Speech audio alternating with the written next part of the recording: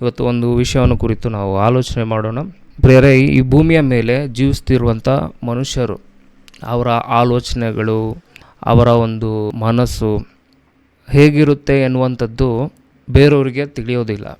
ಅಂದರೆ ಒಬ್ಬರ ಮನಸ್ಸಿನಲ್ಲಿರುವಂಥ ಆಲೋಚನೆಗಳು, ಒಬ್ಬರ ಮನಸ್ಸಿನಲ್ಲಿರುವಂಥ ವಿಷಯಗಳು ಬೇರೆಯವರಿಗೆ ತಿಳಿಯೋದಿಲ್ಲ.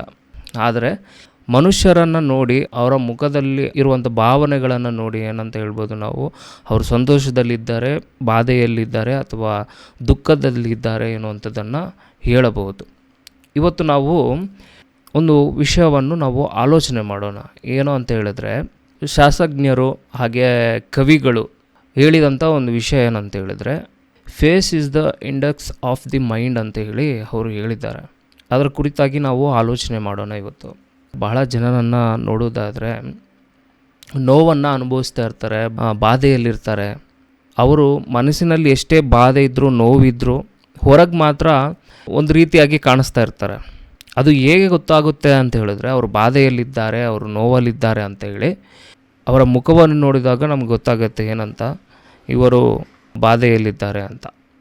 ಹಾಗೆ ಸಂತೋಷ ಬಂದಾಗ ಅವರ ಮುಖವನ್ನು ನೋಡಿ ಹೇಳ್ತೀವಿ ಏನಂತ, ಇವರು ಸಂತೋಷವಾಗಿ ಕಾಣಿಸ್ತಾ ಇದ್ದಾರೆ, ಏನಿಷ್ಟು ಖುಷಿಯಾಗಿದ್ದೀರಾ ಇವತ್ತು ಅಂತ ಕೇಳ್ತೀವಿ ಅಲ್ವಾ. ಹಾಗೆಯೇ ಯಾರಾದರೂ ಸತ್ತು ಹೋಗುವವರ ಬಳಿಗೆ ಹೋದಾಗ ಆ ಒಂದು ಸಂದರ್ಭದಲ್ಲಿ ಯಾವ ರೀತಿ ಇರ್ತದೆ ಅವರ ಮುಖ? ಸಂತೋಷವಾಗಿರುತ್ತಾ? ಅಲ್ಲಿ ಇಲ್ಲ. ಆ ಒಂದು ಪರಿಸ್ಥಿತಿಯಲ್ಲಿ ಅವರ ಮುಖಗಳು ಬೇರೆ ರೀತಿಯಾಗಿರುತ್ತೆ, ಬಾಧೆಯಲ್ಲಿ ಏನೋ ಕಳ್ಕೊಂಡ ಹಾಗೆ ಇರುತ್ತೆ. ಹಾಗೆಯೇ 1-2 ದಿನ ಉಪವಾಸ ಇದ್ದವರ ಮುಖಗಳು, ಅವರ ಮುಖಗಳು ಹೇಗಿರುತ್ತೆ? ಏನೋ ಒಂಥರ ಟಯರ್ಡ್ ಆಗಿರುವ ಹಾಗೆ, ಸುಸ್ತಾಗಿರುವ ಹಾಗೆ ಕಾಣಿಸುತ್ತೆ ಅವರ ಮುಖಗಳು. ಅಂದರೆ ಮುಖಗಳನ್ನು ನೋಡಿದ್ರೆ ಭಾವನೆಗಳನ್ನು ಹೇಳಬಹುದು. ಏನಂತ, ಇವರು ಸಂತೋಷದಿಂದ ಇದ್ದಾರೆ, ಈ ಮನುಷ್ಯ ಆನಂದದಿಂದ ಇದ್ದಾರೆ, ಈ ಮನುಷ್ಯ ರೋಗದಿಂದ ಇದ್ದಾನೆ, ಈ ಮನುಷ್ಯ ನೋವಿನಲ್ಲಿದ್ದಾನೆ ಅಂತ ಹೇಳ್ಬೋದು ಅಲ್ವಾ. ಅದಕ್ಕೆ ಶಾಸ್ತ್ರಜ್ಞರು ಹೇಳಿದಂಥ ಮಾತು ಏನು? Face is the index of the mind ಅಂತ. ಇಂಡೆಕ್ಸ್ ಅಂದರೆ ಪುಸ್ತಕಗಳೇ. ನಮ್ಮ ಸತ್ಯವೇದವನ್ನೇ ತಗೊಳ್ಳೋಣ. ಸತ್ಯವೇದದಲ್ಲಿ 66 ಪುಸ್ತಕಗಳಿದೆ ಅಲ್ವಾ. ಈ 66 ಪುಸ್ತಕಗಳಲ್ಲಿ ಮೊದಲನೇ ಪೇಜಲ್ಲಿ ನಮಗೆ ಕಾಣಿಸುತ್ತೆ ಏನಂತ, ಪುಸ್ತಕಗಳ ಹೆಸರೆಲ್ಲ ಇಲ್ಲಿ ಬರೆಯಲ್ಪಟ್ಟಿದೆ. ಹಳೆ ಒಡಂಬಡಿಕೆ, ಹೊಸ ಒಡಂಬಡಿಕೆ ಅಂತೇಳಿ ಬರೆಯಲ್ಪಟ್ಟಿದೆ. ಇದು ಏನಂತ ಕರಿಬೋದು ಇದನ್ನು? ಪುಸ್ತಕ. ಸತ್ಯವೇದದಲ್ಲಿರುವಂಥ ಪೇಜ್ಗಳು ಎಷ್ಟಿದೆ? ತುಂಬ ಪೇಜ್ಗಳಿದೆ ಅಲ್ವಾ. 1000 ಪೇಜ್ಗಳಿದೆ ಸತ್ಯವೇದದಲ್ಲಿ. ಯಾವ ಪುಸ್ತಕ ಯಾವ ಪೇಜಲ್ಲಿ ಇದೆ ಎನ್ನುವಂಥದ್ದು ಹೇಗೆ ಗೊತ್ತಾಗುತ್ತೆ? ಇಂಡೆಕ್ಸನ್ನು ನೋಡಿದಾಗ ಗೊತ್ತಾಗುತ್ತೆ. ಪುಸ್ತಕಗಳ ಇರುವಂಥ ಪೇಜ್ಗಳನ್ನು ನೋಡಿದಾಗ ತುಂಬ ಇರುತ್ತೆ, ಆದರೆ ಇಂಡೆಕ್ಸ್ ನೋಡಿದಾಗ ಯಾವ ಪುಸ್ತಕ ಯಾವ ಪೇಜಲ್ಲಿದೆ ಎನ್ನುವಂಥದ್ದು ಯಾವಾಗ ಗೊತ್ತಾಗುತ್ತೆ? ಇಂಡೆಕ್ಸಲ್ಲಿ ನೋಡಿದಾಗ ಗೊತ್ತಾಗುತ್ತೆ. ಅಂದರೆ ಪುಸ್ತಕದಲ್ಲಿರುವಂಥ ಎಲ್ಲವನ್ನು ಸೇರಿಸಿ ಒಂದು ಇಂಡೆಕ್ಸಲ್ಲಿ ಸೇರಿಸಿದ್ದಾರೆ. ಈ ಪುಸ್ತಕ ಇಲ್ಲಿದೆ, ಈ ವಿಷಯ ಇಲ್ಲಿದೆ ಅಂತ ಹೇಳಿ. ಹಾಗೆಯೇ ಈ ಕವಿಗಳು ಏನು ಮಾಡಿದ್ದಾರೆ ಅಂತ ಹೇಳಿದರೆ, ಮುಖವನ್ನು ನೋಡಿ ಏನಂತ ಹೇಳಿದ್ದಾರೆ? Face is the index of the mind. ಅಂದರೆ ಆ ಮನುಷ್ಯನ ಆಲೋಚನೆಗಳಲ್ಲಿ ಎಷ್ಟೊಂದು ವಿಚಾರಗಳಿರ್ಬೋದು, ಆದರೆ ಅವನ ಭಾವನೆಗಳನ್ನು ತೋರಿಸಬೇಕಾದ್ರೆ, ಅವನ ಭಾವನೆಗಳನ್ನು ಬರಬೇಕಾದ್ರೆ ಮುಖವನ್ನು ನೋಡಿ ಗುರ್ತಿಸ್ತಾರಂತೆ. ಇನ್ನೊಬ್ಬ ಕವಿ ಏನಂತ ಹೇಳಿದ್ದಾರೆ ಅಂತ ಹೇಳಿದರೆ, ಫೇಸ್ ಇಸ್ ದ ಫ್ಯಾಕ್ಟ್ ಅಂತ. ಏನು ಹೇಳುತ್ತೆ? ಮುಖ ನಿಜವನ್ನು ಹೇಳುತ್ತೆ ಅಂತ. ಇದ್ದದ್ದು ಇದ್ದ ಹಾಗೆ ಹೇಳುತ್ತೆ. ನಿಜಕ್ಕೂ ಇದನ್ನೆಲ್ಲ ಆಲೋಚನೆ ಮಾಡುವಾಗ ಒಬ್ಬ ಮನುಷ್ಯನಲ್ಲಿ ಬಾಧೆ ಇದೆ ಅಂತ ಅಂದ್ಕೊಳ್ಳಿ. ಅದೇ ಬಾಧೆ ಮನಸ್ಸಿನೊಳಗೆ ಎಷ್ಟಿಟ್ಕೊಂಡಿದ್ದಾನೆ, ಮುಖದಲ್ಲಿ ಆ ಬಾಧೆ ಕಾಣಿಸುತ್ತಾ? ಮನುಷ್ಯನಲ್ಲಿ ಬಾಧೆ ಇದೆ, ಆ ಬಾಧೆ ಏನು ಎನ್ನುವಂಥದ್ದು ಮುಖದಲ್ಲಿ ಏನಾದರೂ ಕಾಣಿಸುತ್ತಾ? ಎಷ್ಟು ಬಾಧೆ ಇದೆ, ಏನು ಆ ಬಾಧೆ ಎನ್ನುವಂಥದ್ದು ಕಾಣಿಸೋದಿಲ್ಲ. ಆದರೆ ಮುಖದಲ್ಲಿ ಬಾಧೆ ಅನ್ನುವಂಥದ್ದು ಕಾಣಿಸುತ್ತೆ. ಒಂದು ನೋವು ಆ ಮುಖವನ್ನು ನೋಡಿದ್ರೆ ಹೇಳ್ಬೋದು. ಆದರೆ ಮುಖದೊಳಗಿರುವಂಥ ವಿಚಾರವನ್ನು ಹೇಳೋದಕ್ಕಾಗುತ್ತಾ ಅಂದರೆ ಹೇಳೋದಕ್ಕೆ ಆಗೋದಿಲ್ಲ. ನೋಡಿ, ಒಂದು 100 ಜನರಲ್ಲಿ ಕಳ್ಳನನ್ನು ಹಿಡಿದುಕೊಳ್ಳಬೇಕು ಅಂದರೆ ಹೇಗೆ ಹಿಡ್ಕೊಳ್ಬೇಕು? ಇವಾಗ ಪೊಲೀಸರಿಗೆ ಒಂದು ಟಾಸ್ಕ್ ಕೊಡ್ತಾರೆ, 100 ಜನರಲ್ಲಿ ಕಳ್ಳರನ್ನು ಇಟ್ಕೋಬೇಕು, ಕಳ್ಳರನ್ನು ಹೇಗೆ ಇಟ್ಕೊಳ್ತೀರಾ ಅಂತ ಹೇಳಿ. ಈಗ ಕಳ್ಳರನ್ನು ಹೇಗೆ ಇಟ್ಕೊಳ್ತಾರೆ ಪೊಲೀಸರು? ಕಳ್ಳರು 100 ಜನರಲ್ಲಿದ್ದಾರೆ ಕಳ್ಳರು. ಪೊಲೀಸರು ಕಳ್ಳರನ್ನು ಪತ್ತೆ ಹಚ್ಚಬೇಕು. ಹೇಗೆ ಪತ್ತೆ ಹಚ್ತಾರೆ? ಹೇಗೆ ಕಂಡುಹಿಡಿತಾರೆ ಕಳ್ಳರನ್ನ? ಇವರು ಕಳ್ಳರು ಅಂತ. ಅವರು ಪ್ರಾಥಮಿಕವಾಗಿ ಮಾಡುವಂಥದ್ದೇನು, ಏನು ಮಾಡ್ತಾರೆ, ಮುಖಗಳನ್ನು ನೋಡ್ತಾರೆ, ಎಲ್ಲರ ಮುಖಗಳನ್ನು ಅಬ್ಸರ್ವ್ ಮಾಡ್ತಾರೆ.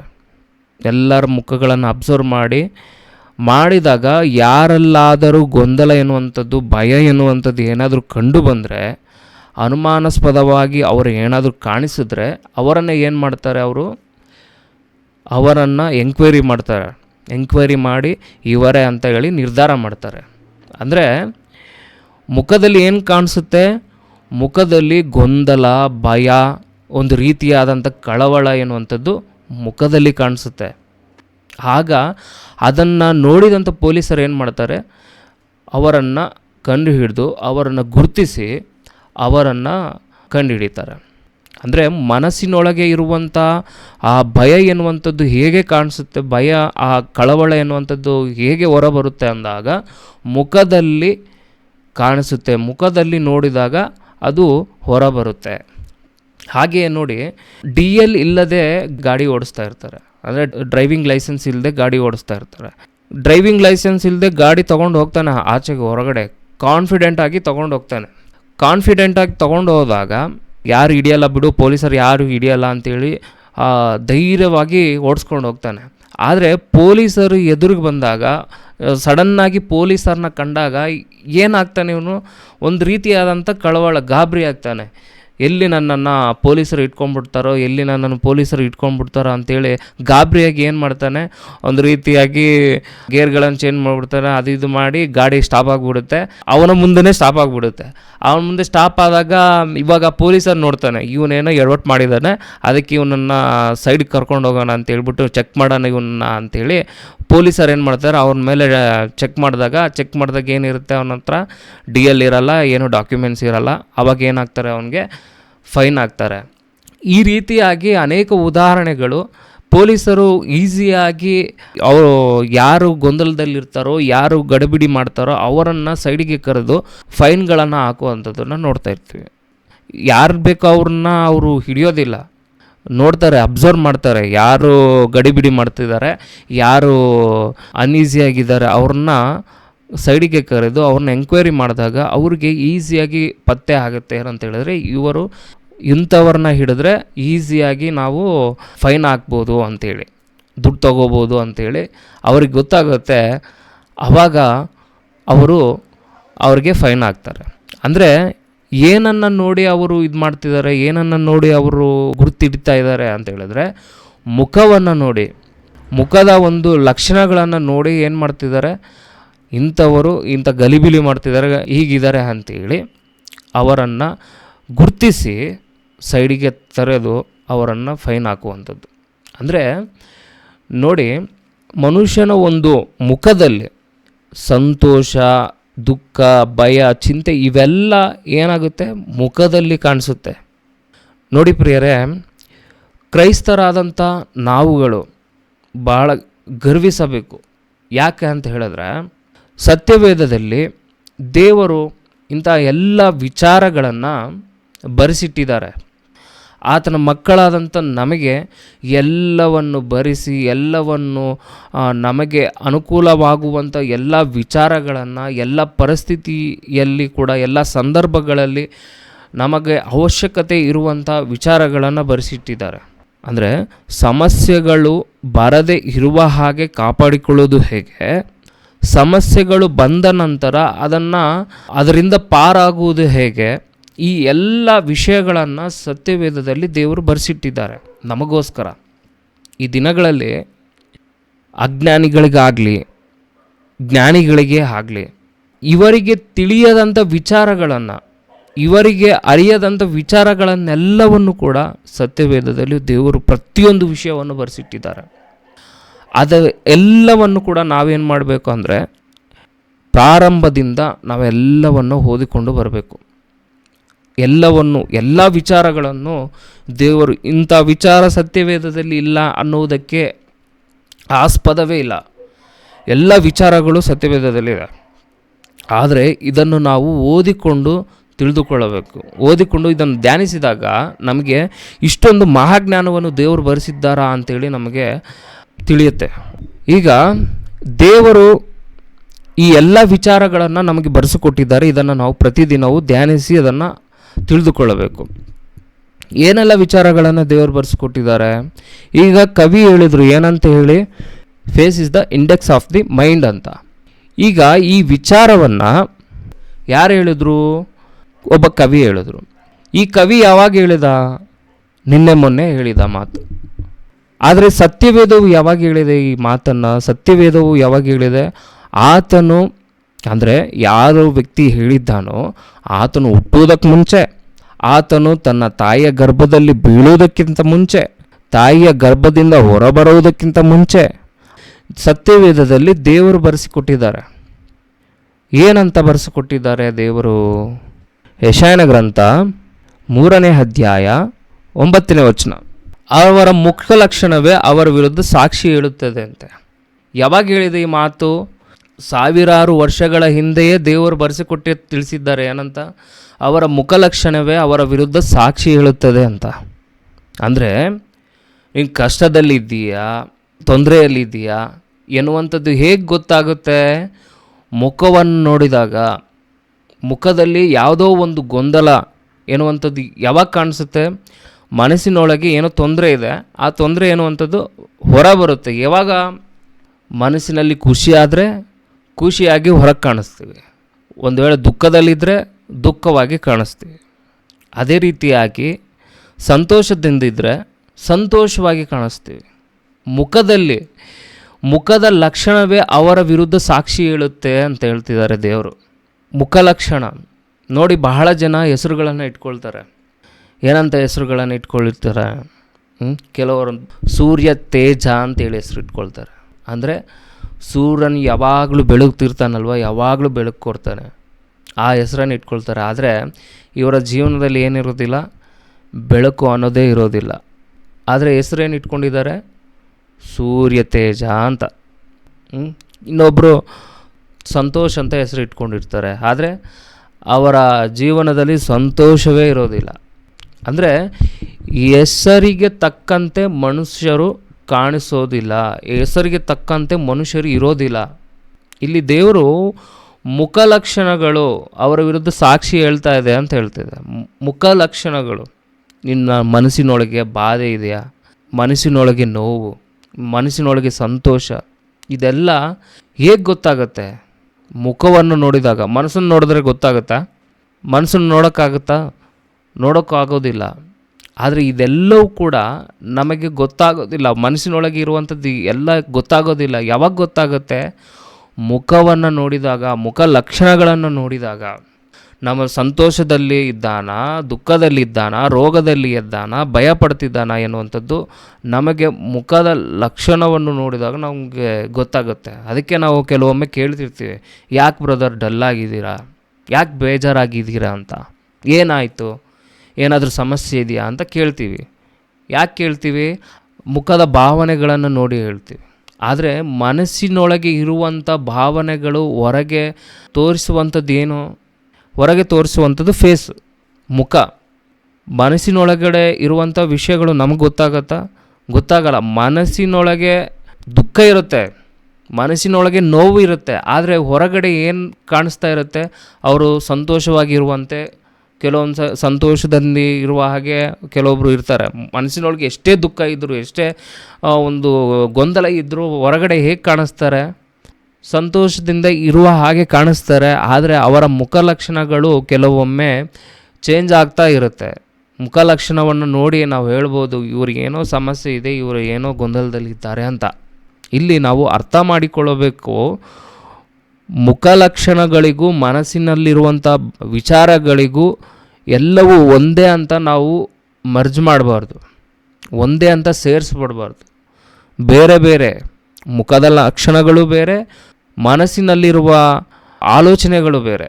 ಅದಕ್ಕೆ ನೋಡಿ ಪೌಲನು ಕೊರಿಂಥದವರಿಗೆ ಬರೆದ 1ನೇ ಪತ್ರಿಕೆ 2ನೇ ಅಧ್ಯಾಯ 11ನೇ ವಚನದಲ್ಲಿ ಹೇಳ್ತಿದ್ದಾರೆ, ಮನುಷ್ಯನ ಒಳಗಿನ ಆಲೋಚನೆಗಳು ಅವನಲ್ಲಿರುವ ಜೀವಾತ್ಮಕ್ಕೆ ಹೊರತು ಮತ್ತಾರಿಗೆ ತಿಳಿಯುವುದು ಅಂತ.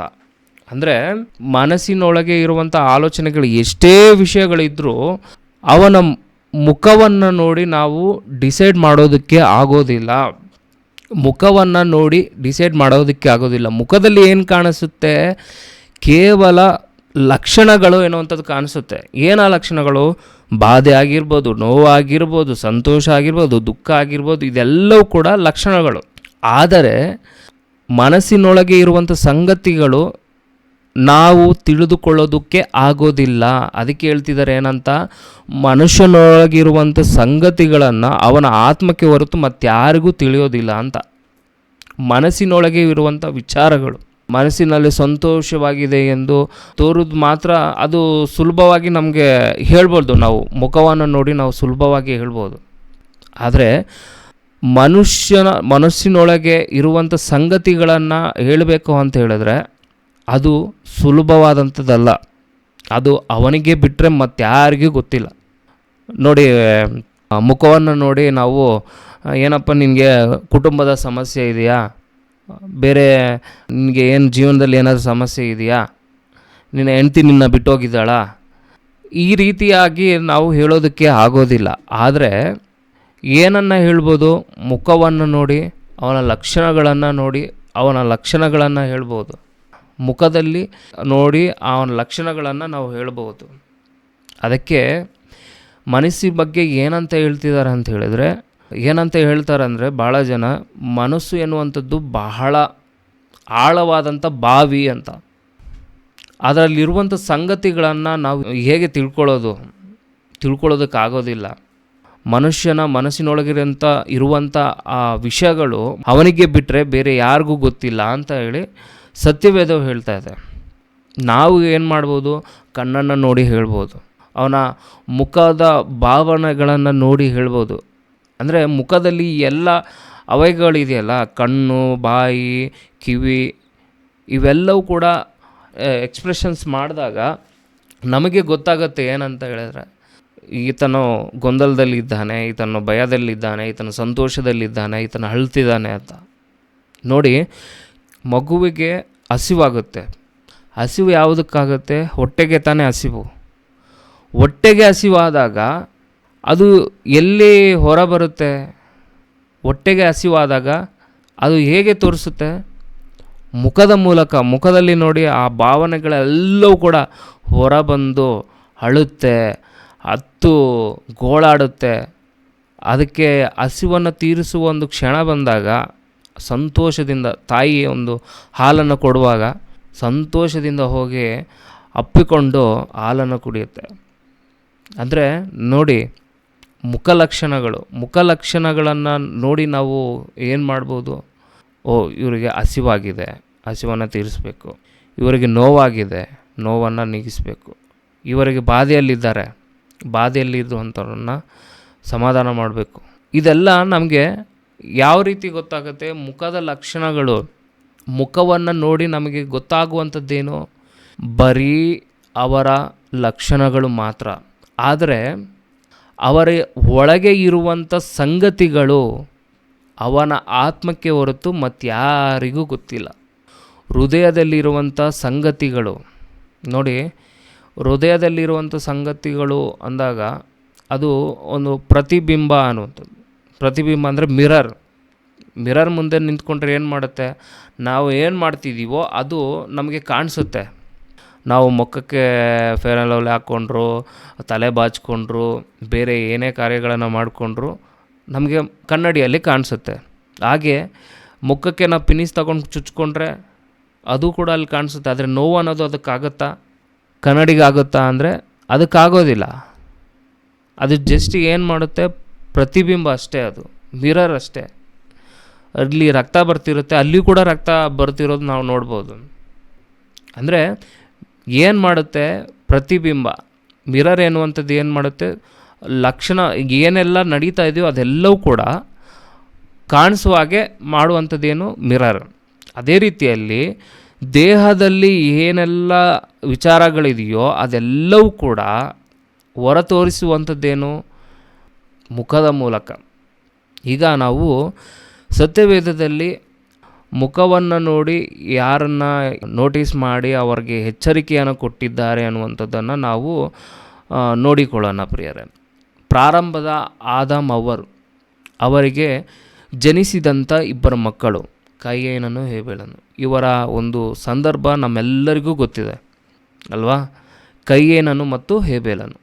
ಆದಿಕಾಂಡ 4ನೇ ಅಧ್ಯಾಯ 5-7 ವಚನಗಳು. ಏನಾಯಿತು ಅಲ್ಲಿ? ಕಾಯೇನನ ಮುಖವು ಕಳೆಗುಂದಿತ್ತಂತೆ. ಕಾಯೇನನ ಮುಖವು ಯಾಕೆ ಕಳೆಗುಂದಿತು? ಯಾಕೆಂದರೆ ಯೆಹೋವ ದೇವರು ಹೇಬೇಲನ ಕಾಣಿಕೆಯನ್ನು ಮೆಚ್ಚುತ್ತಾರೆ, ಕಾಯಿನನ ಕಾಣಿಕೆಯನ್ನು ಮೆಚ್ಚೋದಿಲ್ಲ. ಅದಕ್ಕೆ ಕಳೆಗುಂದಿತ್ತು ಅಂತ ಬರೆಯಲ್ಪಟ್ಟಿದೆ. ಆಗ ದೇವರು ಏನು ಹೇಳ್ತಾರೆ ಅಂದರೆ ಕಾಯಿನನಿಗೆ, ಆಗ ಯೆಹೋವನು ಅವನಿಗೆ, ಯಾಕೆ ಕೋಪಿಸಿಕೊಂಡಿ? ನಿನ್ನ ತಲೆ ಯಾಕೆ ಬೊಗ್ಗಿತು? ಒಳ್ಳೆ ಕೆಲಸ ಮಾಡಿದರೆ ನಿನ್ನ ತಲೆ ಎತ್ತಲ್ಪಡುವುದಲ್ಲವೇ? ಈಗ ದೇವರು ಕಾಯಿನನಿಗೆ ಕೇಳ್ತಾ ಇದ್ದಾರೆ ಏನಂತ? ಯಾಕೆ ಕಾಯಿನನ್ನೇ ನೀನು ಕೋಪಗೊಂಡಿದೆಯಾ? ಯಾಕೆ ನಿನ್ನ ಮುಖ ಸಣ್ಣ ಮಾಡ್ಕೊಂಡಿದೆಯಾ? ಯಾಕೆ ನಿನ್ನ ಮುಖ ಕಳೆಗೊಂಡಿದೆ? ಕಾಯಿನನಿಗೆ ಯಾರೂ ಬೈದಿಲ್ಲ, ಯಾರೂ ಹೊಡೆಯೋಕ್ಕೆ ಬಂದಿಲ್ಲ. ಆದರೆ ಯಾಕೆ ಕೋಪ ಮಾಡ್ಕೊಳ್ತಾ ಇದ್ದಾನೆ? ದೇವರು ಕೈಯಿನನ ಕಾಣಿಕೆಯನ್ನು ಮೆಚ್ಚಲಿಲ್ಲ, ಹೇಬೇಲನ ಕಾಣಿಕೆಯನ್ನು ಮೆಚ್ಚಿದರು. ಅದಕ್ಕೆ ಕಾಯಿನನು ಕೋಪ ಮಾಡಿಕೊಂಡು ಏನು ಮಾಡ್ತಾನೆ ನೋಡಿ, ಹೇಬೇಲನನ್ನು ಸಾಯಿಸುವುದಕ್ಕಿಂತ ಮುಂಚೆ ದೇವರು ಕೈಯೇನನಿಗೆ ಎಚ್ಚರಿಕೆಯನ್ನು ಕೊಡ್ತಾರೆ. ಏನಂತ ಎಚ್ಚರಿಕೆಯನ್ನು ಕೊಡ್ತಾರೆ ನೋಡಿ, ಅದನ್ನು ಹಂಗೆ ಓದ್ಕೊಂಡು ಬರುವಾಗ ಅವನ ಮುಖವು ಕಳೆಗುಂದಿತು. ಆಗ ಯೆಹೋವನು ಅವನಿಗೆ, ಯಾಕೆ ಕೋಪಿಸಿಕೊಂಡು? ನಿನ್ನ ತಲೆ ಯಾಕೆ ಬೊಗ್ಗಿತು?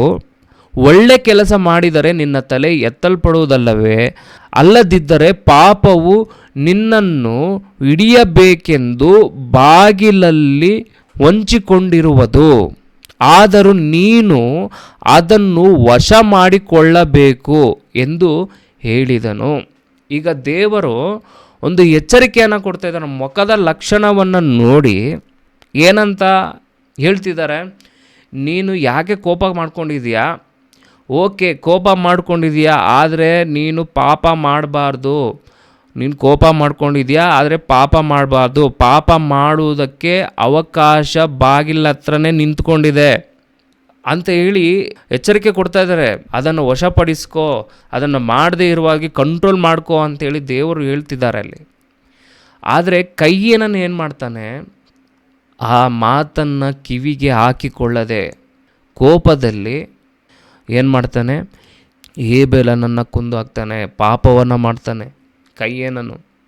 ದೇವರು ಕೈಯೇನನ ಮುಖವನ್ನು ನೋಡಿ ಏನು ಮಾಡಿದ್ರು? ಇವನು ಏನೋ ಎಡವಟ್ಟು ಮಾಡ್ತಾ ಇದ್ದಾನೆ ಅಂತೇಳಿ ದೇವರು ಮೊದಲೇ ಎಚ್ಚರಿಸಿ, ನೀನು ಈ ಥರ ತಪ್ಪು ಮಾಡಬಾರ್ದು, ನಿನ್ನನ್ನು ನೀನು ಹತೋಟಿಯಲ್ಲಿಟ್ಟುಕೋ ಅಂತೇಳಿ ದೇವರು ಎಚ್ಚರಿಸಿದ್ರ ಇಲ್ವಾ? ಎಚ್ಚರಿಸಿದ್ರು.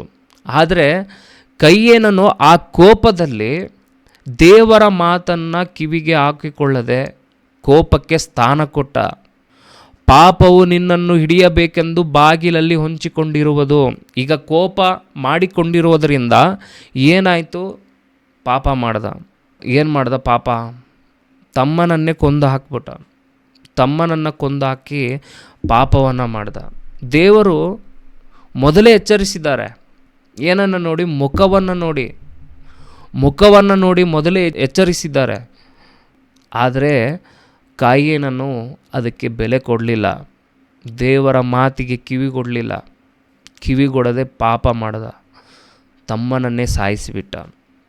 ನೋಡಿ, ದೇವರು ಮನುಷ್ಯರ ಮುಖವನ್ನು ನೋಡಿ ಅವರ ಒಂದು ಹೃದಯದಲ್ಲಿರುವಂಥ ಆಲೋಚನೆಗಳನ್ನು ಅರಿತಂಥ ದೇವರು ನಮಗೆ ತಿಳಿಸಲು ಈ ಎಲ್ಲ ವಿಚಾರಗಳನ್ನು ಬರೆಸಿದ್ದಾರೆ. ಏನಂತ? ಪಾಪವು ನಿನ್ನನ್ನು ಹಿಡಿಯಬೇಕೆಂದು ಬಾಗಿಲಲ್ಲಿ ಹೊಂಚಿಕೊಂಡಿರುವುದು. ಆದರೂ ನೀನು ಅದನ್ನು ವಶ ಮಾಡಿಕೊಳ್ಳಬೇಕು, ನಿನ್ನ ವಶದಲ್ಲಿರಬೇಕು. ವಶ ಮಾಡಿಕೊಳ್ಳಬೇಕು ಅಂತ ಹೇಳಿದ್ರೆ ಕಂಟ್ರೋಲ್ ಮಾಡಿಕೊಳ್ಬೇಕು, ಅದಕ್ಕೆ ಅವಕಾಶ ಕೊಡಬಾರ್ದು ಅಂತ ಹೇಳಿ ಪ್ರಾರಂಭದಲ್ಲೇ ದೇವರು ಎಚ್ಚರಿಸ್ತಾ ಇದ್ದಾರೆ ಮುಖವನ್ನು ನೋಡಿ. ಅದೇ ರೀತಿಯಾಗಿ ಇದು ಇವಾಗ ನಾವು ಕೋಪವನ್ನು ನೋಡಿದ್ವಿ. ಅಂದರೆ ಕೋಪ ಮಾಡಿಕೊಂಡು ಏನು ಮಾಡ್ದ? ಪಾಪವನ್ನು ಮಾಡಿದ, ಕೊಲೆಯನ್ನು ಮಾಡಿದ. ಈಗ ಮತ್ತೊಂದು ವಿಚಾರವನ್ನು ನೋಡೋಣ. ಆದಿಕಾಂಡ 31ನೇ ಅಧ್ಯಾಯ 2ನೇ ವಚನ. ಇಲ್ಲಿ ಸಂದರ್ಭ ಏನಂತ ಹೇಳಿದ್ರೆ, ಲಾಬಾನನು. ಯಾರು ಲಾಬಾನನು? ಲಾಬಾನನು ಯಾರು ಅಂತ ಹೇಳಿದ್ರೆ ಯಾಕೋಬನ ಮಾವ. ಯಾಕೋಬನ ಮಾವನು ಅಂತ ಹೇಳಿದ್ರೆ ಲೇಯಳ ಮತ್ತು ರಾಹೇಳಳ ತಂದೆ. ಈ ಮಾವ ಏನು ಮಾಡ್ತಾನಂದರೆ ಯಾಕೋಬನನ್ನು 7 ವರ್ಷ ಕಾಯಿಸ್ತಾನೆ. ಒಬ್ಬ ಆಕೆಗಾಗಿ 7 ವರ್ಷ ಕಾಯಿಸ್ತಾನೆ. ಮತ್ತು ಆತನು ಪ್ರೀತಿಸಿದಂಥ ಹುಡುಗಿಯನ್ನು ಮದುವೆ ಮಾಡಿಕೊಳ್ಳೋದಕ್ಕೆ ಮತ್ತೆ 7 ವರ್ಷ ಕಾಯಿಸ್ತಾನೆ. ಅಂದರೆ 7 ವರ್ಷ ಕಾಯಿಸಿ ಆತನು ಪ್ರೀತಿಸಿದಂಥ ಹುಡುಗಿಯನ್ನು ಮದುವೆ ಮಾಡಿಸದೆ ಬೇರೊಬ್ಬಳನ್ನು ಮದುವೆ ಮಾಡಿಸ್ತಾನೆ ಮೋಸ ಮಾಡಿ. ಮತ್ತು ಆತನು ಇಷ್ಟಪಟ್ಟಂಥ ಹುಡುಗಿಯನ್ನು ಮದುವೆ ಮಾಡಿಕೊಳ್ಳಲು ಎಷ್ಟು ವರ್ಷ ಕಾದ? ಮತ್ತೆ 7 ವರ್ಷ ತಾಳ್ಕೊಂಡಿದ್ದ.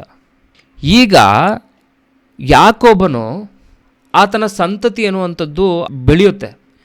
ಬೆಳೆದಾಗ ಯಾಕೋಬನು ಮಾವನ ಬಳಿಗೆ ಹೋಗಿ, ನನ್ನ ದೇಶಕ್ಕೆ ನಾನು ಹಿಂದಿರುಗಿ ಹೋಗ್ತೀನಿ, ಯಾಕಂದರೆ ನನ್ನ ಸಂತಾನ ಜಾಸ್ತಿ ಆಗ್ತಾಯಿದೆ, ನನ್ನ ಮಕ್ಕಳು ಜಾಸ್ತಿ ಆಗ್ತಿದ್ದಾರೆ, ನಾನು ನನ್ನ ಊರಿಗೆ ಹೋಗ್ತೀನಿ, ನನ್ನ ತಂದೆಯ ದೇಶಕ್ಕೆ ನಾನು ಹೋಗ್ತೀನಿ ಅಂತ ಹೇಳಿ ಯಾಕೋಬನು ಕೇಳಿದಾಗ, ಲಾಬಾನನನ್ನು ಕೇಳಿದಾಗ, ಲಾಬಾನನ ಮುಖ ಏನಾಗ್ತದೆ? ನಿನ್ನೆ ಮೊನ್ನೆ ಅಂತೆ ಇರಲಿಲ್ಲಂತೆ ಲಾಬಾನನ ಮುಖ. ಏನಾಗಿದೆ ಲಾಬಾನನ ಮುಖ? ನಿನ್ನೆ ಮೊನ್ನೆ ಅಂತ ಇರಲಿಲ್ಲ. ಏನಾಗಿದೆ ಲಾಬಾನನ ಮುಖ? ಭಯ ಉಟ್ಕೊಂಡಿದೆ. ಈ ಎಲ್ಲ 10 ವಚನಗಳು ಓದಿಕೊಂಡಾಗ, 31ನೇ ಅಧ್ಯಾಯ 1ರಿಂದ 10 ವಚನಗಳು ಓದಿಕೊಂಡಾಗ ಆ ವಚನಗಳಲ್ಲಿರುವಂಥ ಸಂದರ್ಭ ಏನಂತ ಹೇಳಿದ್ರೆ, ಲಾಬಾನನಿಗೆ ಭಯ ಉಟ್ಕೊಳ್ಳುತ್ತೆ. ಯಾಕೆ ಭಯ ಉಟ್ಕೊಳ್ಳುತ್ತೆ? ಯಾಕೆ ಅಂದಾಗ, ಲಾಬಾನನಿಗೆ ತನ್ನ ಆಸ್ತಿ ಎನ್ನುವಂಥದ್ದು ಇದೆಯಲ್ಲ, ತನ್ನ ಆಸ್ತಿ ಎತ್ಕೊಂಡು ಹೋಗ್ಬಿಡ್ತಾನೆ ಯಾಕೋಬನು ಅಂತೇಳಿ ಆಸ್ತಿಯ ಬಗ್ಗೆ ಭಯ ಉಟ್ಕೊಂಡಿದೆ. ಆತನ ಒಂದು ಮುಖವನ್ನು ನೋಡಿದಂಥ ಯಾಕೋಬನು ಇದನ್ನು ಅರಿತುಕೊಂಡು ಹೇಳ್ತಿದ್ದಾನೆ. ಏನಂತ? ಆತನ ಮುಖವನ್ನು ನೋಡಿದಾಗ ನಿನ್ನೆ ಮೊನ್ನೆಯಂತೆ ಇರಲಿಲ್ಲವಂತೆ. ಆದರೆ ಯಾಕೋಬನಿಗೆ ಎಷ್ಟು ಮೋಸ ಮಾಡಿದ್ದಾನೆ ಎನ್ನುವಂಥದ್ದು ಆ ಕೆಳಗಡೆ ಇರುವಂಥ ಎಲ್ಲ ವಚನಗಳನ್ನು ಓದಿಕೊಂಡು ಬರುವಾಗ ಗೊತ್ತಾಗುತ್ತೆ. ಸಂಬಳದಲ್ಲಿ ಕೂಡ ಏನು ಮಾಡಿದ್ದಾನೆ? ಚಪಲಚಿತ್ತನಾಗಿ 10 ಸಾರಿ ನನ್ನ ಸಂಬಳವನ್ನು ಬದಲಾಗಿಸಿದ ಅಂತೇಳಿ. ಅಂದರೆ ಆಸ್ತಿಯಲ್ಲಿ, ಸಂಬಳದಲ್ಲೂ, ಹಾಗೆ ಹೆಂಡತಿಯ ವಿಷಯದಲ್ಲೂ, ಎಲ್ಲ ವಿಷಯಗಳಲ್ಲಿ ಆ ಮಾವನು ಯಾಕೋಬನಿಗೆ ಮೋಸ ಮಾಡಿಕೊಳ್ಳುತ್ತಾ ಬರ್ತಾನೆ. ಯಾಕೆ ಅಂತ ಹೇಳಿದ್ರೆ, ಯಾಕೋಬನು ಎಲ್ಲ ವಿಷಯಗಳಲ್ಲಿ ಆಶೀರ್ವದಿಸಲ್ಪಟ್ಟಂಥ ವ್ಯಕ್ತಿ, ಎಲ್ಲ ವಿಷಯಗಳಲ್ಲಿ ಅಭಿವೃದ್ಧಿ ಹೊಂದುತ್ತಾ ಇದ್ದಾನೆ. ಅದೇ ಒಂದು ವಿಚಾರದಲ್ಲಿ ಈಗ ಮಾವನಿಗೆ ಭಯ ಆಗ್ತಿದೆ. ಯಾಕೆ? ನನ್ನ ಆಸ್ತಿಯೆಲ್ಲ ನನ್ನ ಅಳಿಯನಿಗೆ ಹೋಗ್ಬಿಡುತ್ತಲ್ಲ ಅಂತ ಭಯ ಪಟ್ಕೊಬಿಡ್ತಾ ಇದ್ದಾನೆ. ಆಸ್ತಿ ಬಗ್ಗೆ ಭಯ. ಇದು ಹೇಗೆ ಗೊತ್ತಾಗುತ್ತೆ? ಹೇಗೆ ಅಂದಾಗ, ಯಾಕೋಬನು ಮುಖವನ್ನು ನೋಡಿ ಹೇಳ್ತಿದ್ದಾರೆ. ಮುಖದ ಲಕ್ಷಣಗಳನ್ನು ನೋಡಿ ಗುರ್ತಿಡ್ದು ಹೇಳ್ತಿದ್ದಾರೆ. ಅಂದರೆ ಇಲ್ಲಿ ನಾವು ಆಲೋಚನೆ ಮಾಡಬೇಕು, ಎಷ್ಟು ತುಂಬಿಕೊಂಡಿದೆ ಮನಸ್ಸಿನೊಳಗಡೆ ವಿಚಾರಗಳು. ಈ ಅಧ್ಯಾಯದಲ್ಲಿ ಎಲ್ಲವೂ ಕೂಡ ಹೊರಬರುತ್ತೆ. ಮಾವನು ಮಾಡಿದಂಥ, ಯಾಕೋಬನ ವಿಷಯದಲ್ಲಿ ಮಾಡಿದಂಥ ಎಲ್ಲ ವಿಚಾರಗಳು ಈ ಅಧ್ಯಾಯದಲ್ಲಿ ಓದುವಾಗ ನಮಗೆ ತಿಳಿಯುತ್ತೆ ಪ್ರಿಯರೇ. ಅಂದರೆ ಮನಸ್ಸಿನೊಳಗೆ ಏನೆಲ್ಲ ವಿಚಾರಗಳಿದೆ ನೋಡಿ. ಯಾವ ರೀತಿ ವಂಚನೆ ಮಾಡಿದ್ದಾನೆ, ಯಾವ ರೀತಿ ಮೋಸ ಮಾಡಿದ್ದಾರೆ ಅಂತ ಮನಸ್ಸಿನೊಳಗಡೆ ಇರುವಂಥ ವಿಚಾರಗಳು. ಆದರೆ ಹೊರಗಡೆ ಚೆನ್ನಾಗಿರ್ತಾರೆ. ಮುಖ ನೋಡಿದ್ರೆ ಏನೂ ಅರಿಯದೇ ಇರುವ ಹಾಗೆ. ತೆಲುಗುದಲ್ಲಿ ಒಂದು ಮಾತು ಹೇಳ್ತಾರೆ, ಏನಂತ ಹೇಳಿದ್ರೆ, ಕಪ್ಪನ ಮಿಂಗಿನ ಪಾಮುಲಾಗ ಅಂತೇಳಿ. ಅಂದರೆ ಕಪ್ಪೆಯನ್ನು ನುಂಗಿದ ಹಾವಿನಂತೆ ಈ ಮಾತನ್ನು ಹೇಳ್ತಾರೆ. ಕಪ್ಪೆಯನ್ನು ಹಾವು ನುಂಗಿ ಏನು ಮಾಡುತ್ತೆ? ಒಂದು ಜಾಗದಲ್ಲಿ ಹೋಗಿ ಸಪ್ಪಕ್ಕೆ ಕೂತ್ಕೊಂಡಿರುತ್ತೆ, ಮಲ್ಕೊಂಡಿರುತ್ತೆ ಹಾವು. ಆ ರೀತಿಯಾಗಿ ಮಾಡಿದ್ದೆಲ್ಲ ಮಾಡಿಬಿಟ್ಟು ಸೈಲೆಂಟಾಗಿರೋದು ಆ ಒಂದು ಮುಖದ ಲಕ್ಷಣ. ಆದರೆ ಅದನ್ನು ಅಲ್ಲಾಡಿಸಿದಾಗ ಗೊತ್ತಾಗುತ್ತೆ, ಒಳಗಡೆ ಇರುವಂಥದ್ದೆಲ್ಲವೂ ಕೂಡ ಆಚೆ ಬರುತ್ತೆ. ಒಳಗಡೆ ಇರುವಂಥದ್ದೆಲ್ಲವೂ ಕೂಡ ಆಚೆ ಬರುತ್ತೆ. ಯಾಕೋಬನು ಅದೇ ಮಾಡ್ತಿದ್ದಾನೆ. ನಾನು ನನ್ನ ತಂದೆಯ ದೇಶಕ್ಕೆ ನಾನು ಹೊರಟೋಗ್ಬಿಡ್ತೀನಿ, ನನ್ನ ತಂದೆಯ ಊರಿಗೆ ನಾನು ಹೊರಟೋಗ್ತೀನಿ ಅಂದಾಗ, ಲಾಬಾನನ ಮುಖವು ನಿನ್ನೆ ಮೊನ್ನೆಯಂತಿರಲಿಲ್ಲವಂತೆ. ನಿನ್ನೆ ಹೇಗಿದ್ದಾನೆ? ಚೆನ್ನಾಗಿದ್ದಾನೆ. ಮೊನ್ನೆ ಹೇಗಿದ್ದಾನೆ? ಚೆನ್ನಾಗಿದ್ದಾನೆ. ಇವತ್ತೇನಾಗಿದೆ? ಬೇಸರ ಬಂದಿದೆ, ಭಯ ಬಂದಿದೆ, ಆಂದೋಲ, ಗೊಂದಲ. ಯಾಕೆ ಗೊಂದಲ? ಅಳಿಯನೇ ಅಲ್ವಾ, ಇಬ್ಬರು ಮಕ್ಕಳನ್ನು ಮದುವೆ ಮಾಡ್ಕೊಂಡಿದ್ದಾನಲ್ವ, ಕೊಡ್ಬೋದಲ್ವ, ಆಸ್ತಿಯನ್ನೆಲ್ಲ ಕೊಡ್ಬೋದಿತ್ತಲ್ಲ, ಯಾಕೆ ಭಯ? ಎಲ್ಲ ಹೊತ್ಕೊಂಡು ಹೋಗ್ಬಿಡ್ತಾನೆ, ಆಸ್ತಿ ನನಗಿರಬೇಕು ಅಂತ. ಈ ರೀತಿಯಾದಂಥ ಭಯ. ಅಂದರೆ ಮುಖದ ಲಕ್ಷಣವು ಏನು ಮಾಡುತ್ತೆ, ಮುಖದ ಒಂದು ಭಾವ ಗೊತ್ತಾಗುತ್ತೆ. ಅವರ ಮುಖವನ್ನು ನೋಡಿದಾಗ ಗೊತ್ತಾಗುತ್ತೆ, ಇವರ ಮುಖವನ್ನು ನೋಡಿದ್ರೆ ಇಂಥ ಭಾವನೆ ಉಳ್ಳವರು ಅಂತೇಳಿ. ಹಾಗೆ ಅಪೊಸ್ತಲನಾದಂಥ ಪೌಲನು ವಿಶ್ವಾಸಿಗಳನ್ನು ಕುರಿತು ಏನಂತ ಮಾತಾಡ್ತಿದ್ದಾನೆ ಅನ್ನುವಂಥದ್ದನ್ನು ನೋಡುವಾಗ, ಥೆಸಲೋನಿಕದವರಿಗೆ ಬರೆದ ಮೊದಲನೇ ಪತ್ರಿಕೆ 3ನೇ ಅಧ್ಯಾಯ 10ನೇ ವಚನ. ಥೆಸಲೋನಿಕದವರಿಗೆ ಬರೆದ ಮೊದಲನೇ ಪತ್ರಿಕೆ 3ನೇ ಅಧ್ಯಾಯ 10ನೇ ವಚನ. ನಿಮ್ಮ ಮುಖವನ್ನು ನೋಡುವುದಕ್ಕೂ ನಿಮ್ಮ ನಂಬಿಕೆಯ ಕೊರತೆಗಳನ್ನು ನೀಗಿಸುವುದಕ್ಕೂ ನಮಗೆ ಅನುಕೂಲವಾಗಬೇಕೆಂದು ನಾವು ಹಗಲಿರುಳು ದೇವರನ್ನು ಅತ್ಯಧಿಕವಾಗಿ ಬೇಡುವವರಾಗಿದ್ದೇವೆ. ಇಲ್ಲಿ ತೆಲುಗುದಲ್ಲಿ ಎಷ್ಟು ಚೆನ್ನಾಗಿದೆ ಅಂತ ಹೇಳಿದ್ರೆ, ತೆಲುಗುದಲ್ಲಿ ಓದ್ತೀರಿ ನೋಡಿ. తెస్సలోనికకు రాసిన మొదటి పత్రిక 3వ అధ్యాయము 9-10 వచనాలలో, మేము మీ ముఖమును చూచి మీ విశ్వాసములో ఉన్న లోపమును తీర్చున్నట్లు అనుగ్రహించుమని రాత్రింబగలు అత్యధికముగా దేవుని వేడుకొనుచుండగా. ಏನಂತ ಹೇಳ್ತಿದ್ದಾರೆ ಅಂತ ಹೇಳಿದರೆ, ನಿಮ್ಮ ಮುಖವನ್ನು ನೋಡಿ ನಿಮ್ಮ ವಿಶ್ವಾಸದಲ್ಲಿರುವಂಥ ಲೋಪಗಳನ್ನು ಕುರಿತು ತೀವ್ರವಾಗಿ ಹಗಲಿರುಳು ದೇವರಿಗೆ ಬೇಡ್ಕೊಳ್ತಾ ಇದ್ದಾರಂತೆ, ದೇವರಿಗೆ ಪ್ರಾರ್ಥಿಸ್ತಾ ಇದ್ದಾರಂತೆ. ಯಾಕೆ ಪ್ರಾರ್ಥಿಸ್ತಾ ಇದ್ದಾರೆ? ವಿಶ್ವಾಸಿಗಳ ವಿಷಯವಾಗಿ. ಅವರ ಮುಖಗಳನ್ನು ನೋಡುವಾಗ ನಂಬಿಕೆಯಲ್ಲಿ ಕೊರತೆ ಉಳ್ಳವರಾಗಿ ಕಾಣಿಸ್ತಾ ಇದ್ದಾರೆ. ಅದಕ್ಕೆ ಏನು ಮಾಡ್ತಿದ್ದಾರೆ? ಹಗಲಿರುಳು ಅವರಿಗಾಗಿ ಅತ್ಯಧಿಕವಾಗಿ ದೇವರಿಗೆ ಬೇಡ್ಕೊಳ್ತಾ ಇದ್ದಾರೆ, ಪ್ರಾರ್ಥಿಸ್ತಾ ಇದ್ದಾರೆ. ಅಂದರೆ ಮುಖ ಎನ್ನುವಂಥದ್ದು ಏನು ಮಾಡುತ್ತೆ? ಮುಖ ಎನ್ನುವಂಥದ್ದು ಭಾವನೆಗಳನ್ನು ಹೊರ ತೋರಿಸುತ್ತೆ. ವಿಶ್ವಾಸದಲ್ಲಿರುವಂಥವರನ್ನು, ವಿಶ್ವಾಸಿಗಳ ಲೋಪವನ್ನು ಹೊರ ತೋರಿಸ್ತಾ ಇದೆ. ಕ್ರೈಸ್ತರಾಗಿ ಕೂಡ ಅನೇಕರು ಯಾವುದರಲ್ಲಿದ್ದಾರೆ? ಗೊಂದಲದಲ್ಲಿ, ನಂಬಿಕೆಯಲ್ಲಿ ದೃಢವಿಲ್ಲದೆ, ಲೋಕದ ವಿಚಾರಗಳಲ್ಲಿ ಚಿಂತೆಯಲ್ಲಿಟ್ಕೊಂಡು, ಯೇಸು ಕ್ರಿಸ್ತರನ್ನು ನಂಬಿ ಅನೇಕರು ಯಾವುದರ ವಿಷಯದಲ್ಲಿ ಚಿಂತೆ ಮಾಡ್ತಿದ್ದಾರೆ ಅಂದರೆ, ಲೋಕದ ವಿಚಾರಗಳಿಗೆ, ನಮಗೆ ಅದು ಇಲ್ಲ, ಇದು ಇಲ್ಲ, ಈ ಕೊರತೆಗಳು, ಆ ಕಷ್ಟಗಳು, ಈ ಕಷ್ಟಗಳು ಅಂತೇಳಿ ಹೇಳ್ಕೊಳ್ತಾ ಬರ್ತಿರ್ತಾರೆ.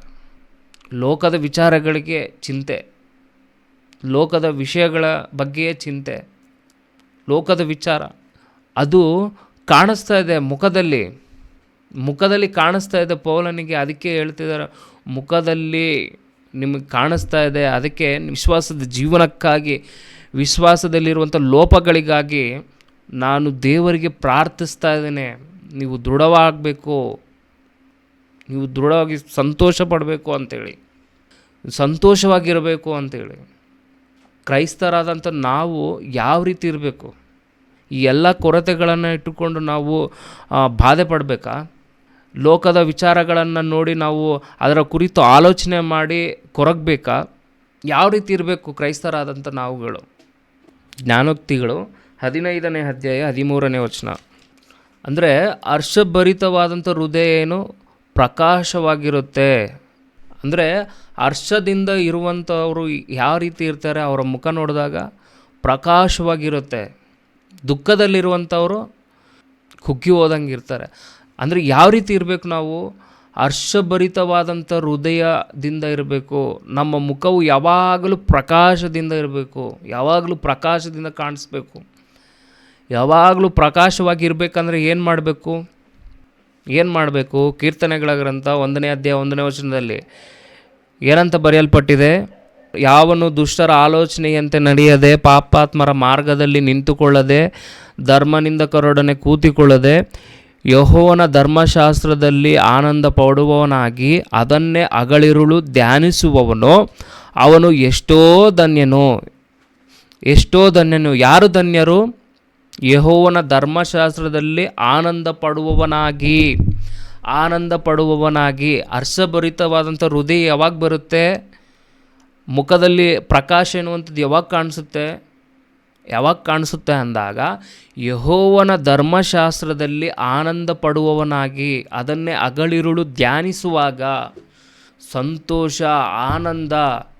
ದೇವರೇ, ನನಗಿರುವಂಥ ಎಲ್ಲ ಪ್ರಶ್ನೆಗಳಿಗೆ ಉತ್ತರ ಸಿಕ್ತು, ನನಗೆ ಇಷ್ಟೊಂದು ಪ್ರಶ್ನೆಗಳಿದ್ವು, ಆ ಎಲ್ಲ ಪ್ರಶ್ನೆಗಳಿಗೆ ನಿನ್ನ ವಾಕ್ಯವನ್ನು ಧ್ಯಾನಿಸುವಾಗ, ನಿನ್ನ ಮಾತುಗಳನ್ನು ಓದ್ಕೊಳ್ಳುವಾಗ ನನಗೆ ಇದೆಲ್ಲ ಗೋಚರವಾಯಿತು, ನಿನಗೆ ವಂದನೆಗಳು ತಂದೆ ಅಂಥೇಳಿ ಸಂತೋಷದಿಂದ ಆ ಧ್ಯಾನಿಸುವಾಗ ಬರುವಂಥ ಆನಂದ, ಅದನ್ನು ಅನುಭವಿಸುವವರಿಗೆ ಗೊತ್ತಿರುತ್ತೆ ಆ ಆನಂದ ಎಂಥದ್ದು ಅನ್ನೋದು. ಆ ಆನಂದ ಬರಬೇಕು ಅಂತ ಹೇಳಿದ್ರೆ ನಾವು ಪ್ರತಿದಿನ ಏನೋ ಸುಮ್ಮನೆ ಕಾಟಾಚಾರಕ್ಕೆ ಬಂದು ಗೂಗಲ್ ಏನೋ ಅಟೆಂಡ್ ಮಾಡಬೇಕು ಅಂತೇಳಿ ಬಂದು ಅಟೆಂಡ್ ಮಾಡಿದ್ರೆ ಏನೂ ಪ್ರಯೋಜನ ಇಲ್ಲ. ನಮ್ಮ ಜೀವನಕ್ಕೆ ಎಷ್ಟರವರೆಗೆ ಇದು ವರ್ಕ್ ಆಗ್ತಿದೆ ಎನ್ನುವಂಥದ್ದನ್ನು ನಾವು ಪರಿಶೀಲನೆ ಮಾಡಿಕೊಳ್ಬೇಕು. ನಾವು ಎಷ್ಟರವರೆಗೆ ನಾವು ನಡೆದುಕೊಳ್ತಾ ಇದ್ದೀವಿ. ಬರೀ ಕೇಳಿದ್ರೆ ಏನೋ ಇವರು ಪ್ರೋಗ್ರಾಮ್ ಮಾಡ್ತಿದ್ದಾರೆ, ಗೂಗಲ್ ಮೀಟ್ ಮಾಡ್ತಿದ್ದಾರೆ, ಬೆಳಗ್ಗೆ ರಾತ್ರಿ ಮಾಡ್ತಿದ್ದಾರೆ, ನಾವು ಆನ್ ಮಾಡ್ಕೊಂಡು ಬಿಟ್ಕೊಂಡು ನಮ್ಮ ಕೆಲಸವನ್ನು ನಾವು ಮಾಡ್ಕೊಂಡಿರೋಣ, ನಮ್ಮ ಪಾಡಿಗೆ ನಾವು ನಿದ್ದೆ ಮಾಡೋಣ ಅನ್ನೋದಲ್ಲ. ಅದು ಮಾಡಿದ್ರೆ ಏನು ಪ್ರಯೋಜನವಿಲ್ಲ. ನೀವು ಬಂದರೂ ಸುಮ್ಮನೆ ಸ್ವಿಚ್ ಆಫ್ ಮಾಡ್ಕೊಂಡು ಮಲ್ಕೊಂಡ್ರು ಏನು ವ್ಯತ್ಯಾಸ ಇಲ್ಲ. ಇದು ಬಂದ ಮೇಲೆ, ಲಾಗಿನ್ ಆದಮೇಲೆ, ಗೂಗಲ್ ಮೀಟಲ್ಲಿ ಜಾಯಿನ್ ಆದಮೇಲೆ ಶ್ರದ್ಧೆಯಿಂದ ದೇವರ ಮಾತುಗಳನ್ನು ಕೇಳುವಾಗ ಶ್ರದ್ಧೆಯಿಂದ ಕೂತ್ಕೊಂಡು ಕೇಳಬೇಕು. ಆಗ ದೇವರು ಆನಂದ ಎನ್ನುವಂಥದ್ದು ಯಾವಾಗ ಬರುತ್ತೆ? ಯೆಹೋವನ ಧರ್ಮಶಾಸ್ತ್ರದಲ್ಲಿ ಆನಂದ ಪಡುವವರಾಗಿ ಅದನ್ನೇ ಹಗಲಿರುಳು ಧ್ಯಾನಿಸುವವನು.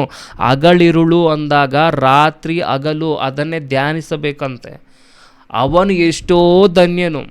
ಯೆಹೋವನ ಧರ್ಮಶಾಸ್ತ್ರದಲ್ಲಿ ಆನಂದ ಪಡುವವನಾಗಿ. ಆನಂದ ಪಡಬೇಕು ಅಂತ ಹೇಳಿದ್ರೆ, ಆನಂದ ಬರಬೇಕು ಅಂತ ಹೇಳಿದ್ರೆ ಅದನ್ನು ಹಗಲಿರುಳು ಧ್ಯಾನಿಸಬೇಕು. ಕುಂತಾಗಲೂ ಧ್ಯಾನ, ನಿಂತಾಗಲೂ ಧ್ಯಾನ, ಮಲಗುವಾಗ ಧ್ಯಾನ, ನಾವು ಕೆಲಸ ಮಾಡುವಾಗ ಧ್ಯಾನ. ಅದರ ಮೇಲೆ ಧ್ಯಾಸ ಇದ್ದಾಗ, ಅದರ ಮೇಲೆ ಧ್ಯಾನ ಇದ್ದಾಗ ನಮಗೆ ಒಂದೇ ವಿಚಾರ, ಒಂದೇ ವಿಷಯ ಒಂದೊಂದು ಸಾರಿ ಓದಾಗ ಒಂದೊಂದು ರೀತಿಯಾಗಿ ನಮಗೆ ಅರ್ಥ ಆಗ್ತಾ ಇರುತ್ತೆ. ಒಂದು ವಿಚಾರವನ್ನು ಒಂದು ಸಾರಿ ಓದಾಗ ಮತ್ತೊಮ್ಮೆ ಅದನ್ನು ಓದ್ರಿ ಮತ್ತೆ ಇನ್ನೊಂದು ರೀತಿಯಾಗಿ ಅದು ಅರ್ಥ ಆಗುತ್ತೆ. ಆವಾಗ ಆನಂದ ಬರುತ್ತೆ. ದೇವರೇ ನಿಮಗೆ ಥ್ಯಾಂಕ್ಸ್ ದೇವರೇ ಎಂಥ ವಿಷಯವನ್ನು ತಿಳ್ಕೊಟ್ರಿ ದೇವರೇ, ನಿಮಗೆ ವಂದನೆಗಳು ದೇವರೇ ಅಂಥೇಳಿ ದೇವ್ರಿಗೆ ಹೇಳ್ತೀವಿ. ಅವಾಗ ಸಂತೋಷ ಬರುತ್ತೆ, ಆ ಮನಸ್ಸಿನಲ್ಲಿ ಉಲ್ಲಾಸ ಬರುತ್ತೆ. ಆ ರೀತಿ ನಮ್ಮ ಮುಖದಲ್ಲಿ, ನಮ್ಮ ಮುಖಲಕ್ಷಣಗಳು ಹರ್ಷದಿಂದ ಇರಬೇಕು ಅಂತ ಹೇಳಿದ್ರೆ, ಹರ್ಷಭರಿತವಾದಂಥ ಹೃದಯದಿಂದ ನಮ್ಮ ಮುಖಗಳು ಪ್ರಕಾಶಿಸಬೇಕು ಅಂತ ಹೇಳಿದ್ರೆ ನಮ್ಮ ಹೃದಯದಲ್ಲಿ ಏನಿರಬೇಕು? ನಮ್ಮ ಹೃದಯದಲ್ಲಿ ವಾಕ್ಯಗಳನ್ನು ತುಂಬಿಸಿಕೊಳ್ಳಬೇಕು. ತುಂಬಿಸಿಕೊಂಡಾಗ ನಾವು ಯಾವಾಗಲೂ ಸಂತೋಷವಾಗಿರ್ತೀವಿ. ಅದಕ್ಕೆ ನೋಡಿ ಹೇಳ್ತಿದ್ದಾರೆ ಫಿಲಿಪ್ಪದವರಿಗೆ ಬರೆದ ಪತ್ರಿಕೆ 4ನೇ ಅಧ್ಯಾಯ 4ನೇ ವಚನದಲ್ಲಿ, ಕರ್ತನಲ್ಲಿ ಯಾವಾಗಲೂ ಸಂತೋಷ ಪಡಿರಿ. ಮತ್ತೊಮ್ಮೆ ಹೇಳ್ತಿದ್ದೇನೆ, ಸಂತೋಷ ಪಡ್ರಿ. ಯಾಕೆ ಸಂತೋಷ ಪಡಬೇಕು? ಯಾಕೆ ಸಂತೋಷ ಬರುತ್ತೆ? ಕ್ರಿಸ್ತನಲ್ಲಿ ಸಂತೋಷ ಪಡ್ರಿ ಅಂತ ಹೇಳ್ತಿದ್ದಾರೆ. ಯಾಕೆ ಕ್ರಿಸ್ತನಲ್ಲಿ ಸಂತೋಷ ಪಡಬೇಕು? ಈಗ ಹಗಲಿರುಳು ಧ್ಯಾನಿಸ್ತಾ ಇದ್ದೀವಿ, ಸಂತೋಷ ಬರುತ್ತೆ. ಓಕೆ, ವಾಕ್ಯಗಳು ಗೋಚರವಾಗುತ್ತೆ, ಸತ್ಯವಾದ ವಾಕ್ಯಗಳು ನಮಗೆ ತಿಳಿಯುತ್ತೆ. ಈಗ ಕ್ರಿಸ್ತನಲ್ಲಿ ಸಂತೋಷ ಪಡಬೇಕಂತ ಹೇಳ್ತಿದ್ದಾರೆ. ಹೇಗೆ ಬರುತ್ತೆ ಕ್ರಿಸ್ತನಲ್ಲಿ ಸಂತೋಷ? ಆಲೋಚನೆ ಮಾಡಿದ್ದಾರೆ, ಹೇಗೆ ಬರುತ್ತೆ ಕ್ರಿಸ್ತನಲ್ಲಿ ಸಂತೋಷ? ಯಾಕೆ ಕ್ರಿಸ್ತನಲ್ಲಿ ಸಂತೋಷ ಪಡಬೇಕು? ಯಾಕೆ ಅಂದರೆ ಕ್ರಿಸ್ತನು ಏನು ಮಾಡಿದ್ದಾರೆ? ನಮ್ಮ ಪಾಪಗಳನ್ನು ತೊಳೆದಿದ್ದಾರೆ, ನಮ್ಮನ್ನು ರಕ್ಷಿಸಿದ್ದಾರೆ, ನಮ್ಮ ಪಾಪಗಳನ್ನು ಕ್ಷಮಿಸಿ ನಿತ್ಯ ಜೀವದ ಮಾರ್ಗದ ಕಡೆಗೆ ನಡೆಯುವ ಅವಕಾಶವನ್ನು ನಮಗೆ ಕೊಟ್ಟಿದ್ದಾರೆ. ಅದಕ್ಕೇನು ಮಾಡಬೇಕು? ನಾವು ಸಂತೋಷ ಪಡಬೇಕು.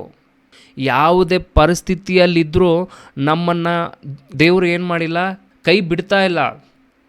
ಅದಕ್ಕೇನು ಮಾಡಬೇಕು? ನಾವು ಸಂತೋಷ ಪಡಬೇಕು.